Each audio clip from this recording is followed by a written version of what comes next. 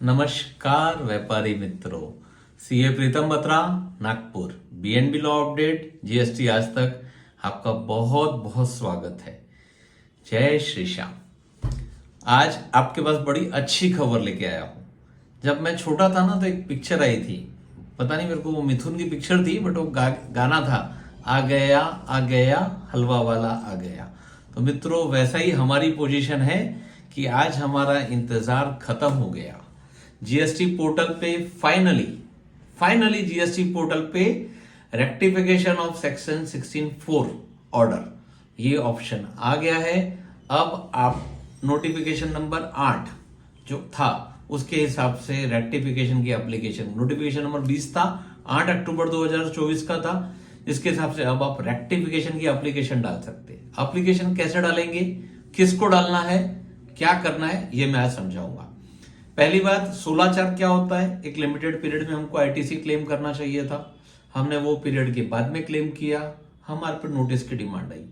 बाद में सरकार ने 54 जीएसटी काउंसिल मीटिंग में, 53rd में, फाइनेंस एक्ट में, नोटिफिकेशन में ये सारी चीजें आ गई कि 17, 18, 18, 19, 20, 20, 21 इन 4 साल के अगर जीएसटी रिटर्न के आईटीसी हमने 30/11/21 तक के क्लेम किए हैं तो हमें वो आईटीसी मिल जाएंगे। ये हमें कभी डिसअलाउ नहीं होंगे और इसका जो भी क्रेडिट्स है, इस पे जो नोटिस आए थे, जो ऑर्डर्स हुए थे, वो सारे विड्रॉ हो जाएंगे। ये आ तो गया, लेकिन ये पोर्टल पे नहीं आया था, डिमांड खत्म नहीं हो रही थी, सारे प्रोसीजर चल रहे थे।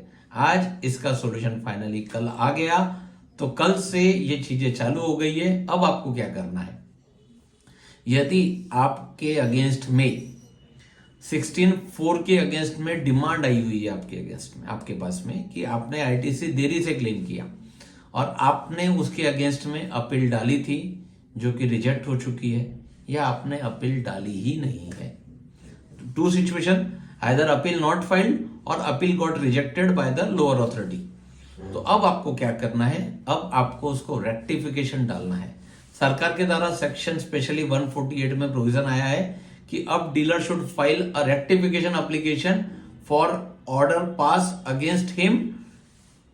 अब उसको यहां पे फाइल करना है। अब करना कैसा है, लॉगिन में करिए, माय एप्लीकेशन में एक ऑप्शन है रेक्टिफिकेशन ऑफ ऑर्डर, इसमें जाना है। इसमें आपको आपकी डिमांड सिलेक्ट करनी है, जो ऑर्डर नंबर है वो सिलेक्ट करना है। उस सिलेक्शन के बाद में आपका पीरियड आएगा। उस पीरियड के बाद में आपको उससे पहले एक ऊपर में एक एनेक्सर ए है, जो लिखा हुआ उनका फॉर्मेट दिया हुआ है, वर्ड फाइल है, सिंपल सी एनेक्सर ए है, वो आपको भरना है कि आपका क्या नाम था, क्या नाम, गांव, वस्तु, प्राणी, आपका नाम, एड्रेस, वो सब डालना है। ऑर्डर कौन सा था वो डालना है।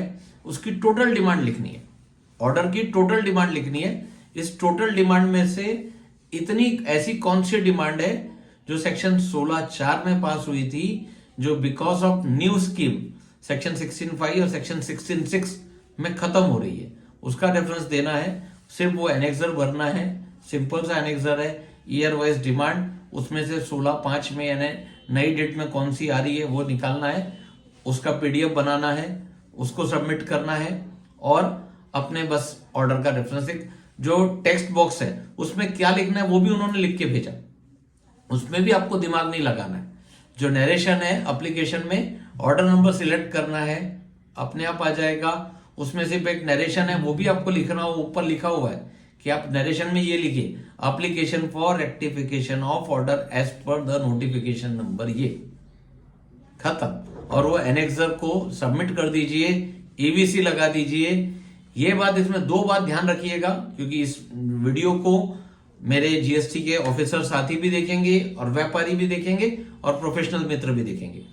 तो यहां पे समझिए, प्रोफेशनल मित्रों को इतना ध्यान रखना है कि ये एप्लीकेशन ऑनलाइन फॉर्म में with in 6 month of notification करना है। यानी 8 अक्टूबर का नोटिफिकेशन था, तो 7 अप्रैल के पहले आपको सारी एप्लीकेशन करना है। एप्लीकेशन 2 केस में होंगी, order pass, appeal not filed, second order pass, appeal done, appeal rejected, 2 he case में जाएंगी। अगर आपकी अपील वैलिडली ड्यू कोर्स में फाइल्ड है, आप ऑफिसर के पास जाइए, उसे अपना केस समझाइए और पूरी फैक्ट फाइंडिंग बताइए, वो उसको समझ के आपके ऑर्डर की डिमांड को ड्रॉप करेगा। तो क्लियर कट हो गया। अगर आपके पास अब 4 चीज की डिमांड है, 4 चीज की डिमांड का रेक्टिफिकेशन डाल दीजिए। उसमें जो 16/4 का मैटर है वो अब इससे खत्म हो जाएगा, वो डिमांड आपकी रिड्यूस हो जाएगी। पहला मैटर, किसने अपील करना है, कब तक करना है। तीसरी बात, ऑफिसर भाइयों के लिए, मेरे ऑफिसर भाइयों को ये चीज लिखना है कि ये नोटिफिकेशन में लिखा हुआ है कि to the best possible officer should pass an order within 3 month of application if possible. तो वो कोशिश करना है कि उनको विद इन 3 मंथ के अंदर में ही जितनी भी एप्लीकेशंस आ रही है उस पर आवश्यक कार्रवाई करना है, चेक करना है कि वाकई ये 16/5 में बैठ रहा है कि नहीं बैठ रहा है, ये 16/6 में बैठ रहा है कि नहीं बैठ रहा है, या और कोई जो उनके पास एसओपी आएंगी या जो गाइडलाइंस आएंगी उसके हिसाब से चेक करके इस ऑर्डर को पास करना है। पहला बड़ा बल्ले बल्ले मैटर कि 16/4 फाइनली ओवर फॉर 3 ईयर। अब आपको रेक्टिफिकेशन ऑनलाइन एप्लीकेशन डालना है, आपका मैटर सॉल्व हो जाएगा। दूसरा, एमनेस्टी स्कीम। एमनेस्टी स्कीम का भी फॉर्म आ गया भैया। SPL1, SPL2। SPL2 बड़ा सिंपल था, आपने अपील फाइल की हुई है, अपील को विड्रॉ कर दीजिए और अपना SPL2 फाइल कर दीजिए। ऑर्डर हुआ है जिसमें आपने अगर ऑर्डर के अगेंस्ट में अपील नहीं की है तो और अच्छी बात है, जब मैंने अप्लाई किया ही नहीं तो विड्रॉ करने का सवाल नहीं आता। उसमें भी आप क्लियर कट करिए, टोटल डिमांड लिखिए, टोटल डिमांड में से 16/4 की क्या है वो हटा दीजिए क्योंकि वो तो रेक्टिफिकेशन से हट रही है। बची हुई डिमांड अगर सेक्शन 73 की है और जो स्पेसिफाइड केसेस दिए हुए हैं 73 में भी कि कहाँ का एमनेस्टी नहीं मिलेगी, वो छोड़ के बची हुई है तो उसके डिमांड को पे करिए, ऑफिसर को एप्लीकेशन सबमिट करिए। एप्लीकेशन को देखने के बाद ऑफिसर 2 चीजें वेरीफाई करेगा, whether this fall under the categories, क्या वो 73 में स्पेसिफाइड कैटेगरी में है, क्या ये टैक्स की डिमांड प्रॉपरली पे हो चुकी है क्या। अगर ये 2 चीजें हो जाएंगी आपका एमनेस्टी का ऑर्डर आ जाएगा, आपकी डिमांड ड्रॉप हो जाएगी। तो मित्रों, दोनों स्कीम बहुत अच्छी है और अब पोर्टल पे आ चुकी है। जीएसटी जैसे आप जानते हैं कि 2-3 कानून होते हैं, एक जीएसटी काउंसिल बनाता है, एक नोटिफिकेशन आता है, एक्ट बनता है और सबसे बड़ा कानून होता है पोर्टल का, कि पोर्टल पे वो कब से लागू होता है। नोटिफिकेशन तो बहुत पहले आ गया था लेकिन फाइनली नोटिफिकेशंस इंप्लीमेंट हो चुके हैं पोर्टल पे।